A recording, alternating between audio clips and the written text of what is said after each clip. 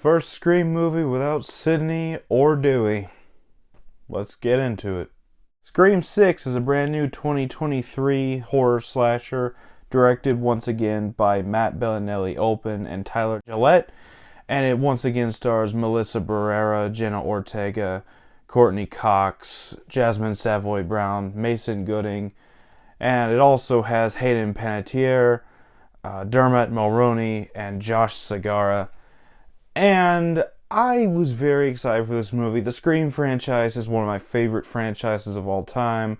The first original Scream is my second favorite horror movie of all time, right behind John Carpenter's Halloween. So, yeah, I've been a very big fan of this franchise. I don't think any of them are bad. And let's see if this one continues that tradition of no bad Scream movies. So, start off this review with the good. And I'm happy to report that all the acting in this movie is solid.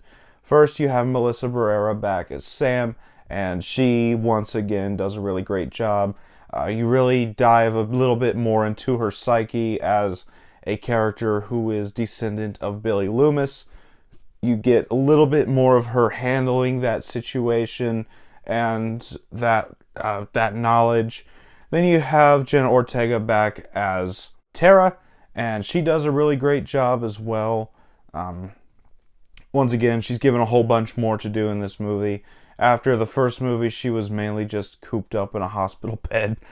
She's given a lot more to do. She fights back against Ghostface a lot more in this movie than she was physically able to do in the last one. And I really like the whole sister dynamic between the two characters of Sam and Tara. It's still a really good dynamic in my opinion. And then you get Jasmine Savoy Brown back as Mindy, and she's actually given more to do in this movie as well. This pretty much confirms Mindy is in fact the new Randy of this franchise, because this character is A, related to Randy, and B, definitely a huge movie nerd. She gets a lot more to do. She gets more involved with the investigation. She's given more dialogue and time to interact with all the other characters in this movie. And then Mason Gooding as Chad is given even more to do in this movie than he was in the last one. He was kind of just there in the last one, but he gets a lot more to do. He gets way more involved, like Mindy does, and he does a really great job. And I really like his chemistry with just about everybody he shares the screen with. Does an amazing job. Really excited to see where this actor goes next in his career. And of course, you have Courtney Cox back as Gail. And this is really her time to shine, because Dewey is dead within this franchise now. And Neve Campbell did not return to this movie. So this is really Gail's time to shine, and she actually does get a couple really good scenes in this movie. Courtney Cox obviously still really nails the role. She does a really great job. And then finally we have Hayden Panettiere back as Kirby. After 12 years of her being gone, she was assumed dead at the end of Scream 4, but Scream 5 semi-confirmed that she was still alive, and now she's back for this movie. And she does a really good job. I'm actually very happy with how they handled her character. She actually has a really nice conversation with Mindy about horror films. So she's not given up that whole horror fanatic life that she had in Scream 4. And I really am glad that she was brought back to this franchise. She did a really great job. I probably like her a little more in Scream 4, but she still did a really good job in this movie. And that's all for all the returning characters. We now move on to the new characters, and there's two that I want to talk about. First, you have Josh Segarra in this movie, and he doesn't have a whole bunch of screen time, but I've always liked Josh Segarra. I really liked him as Prometheus in Arrow, and it was just really nice to see him in this movie. So I really liked his character as well. Then you have Dermot Mulroney as the police detective who's assigned to the Ghostface case in this movie, and he does a really great job as well. I see a lot of people complaining about his character, I guess, but I kind of like the way he plays the character. Dermot Mulroney is a very underrated actor, and I'm just really glad to see him in a big franchise movie like Scream 6. And then obviously you have the character that everybody comes to these movies for, and that is the character of Ghostface. And Ghostface is still amazing in this movie. Roger Jackson obviously absolutely delivers as the voice of Ghostface. In fact, I'd probably say this is his best performance as the voice. I said that about Scream 5, but this is, to date, his best performance as Ghostface. He's much more angry, he's much more pissed off, and he's a lot more menacing because of that. And also, this is the most vicious Ghostface we've had. Once again, I said that about Scream 5, but they really upped the ante with this Ghostface. He's much more vicious, he's way more brutal. Just the way he kills people, it's much more angry, more hate in this Ghostface actions.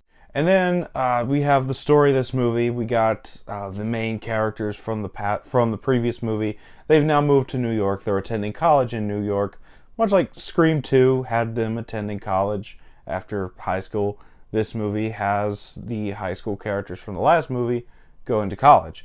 And I thought that the whole New York setting really elevates this movie. They didn't go as crazy with the New York setting as I would have hoped, but I personally still think it was a really, really great utilization of the New York setting.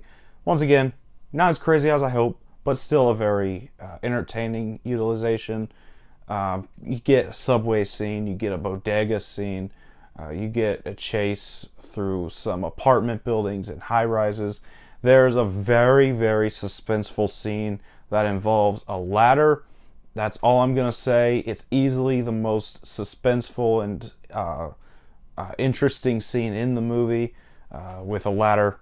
All I'm going to say, really check this movie out for that scene alone. You'll know what I'm talking about when you get to that scene. And then you have the score and the soundtrack. Once again, absolutely terrific.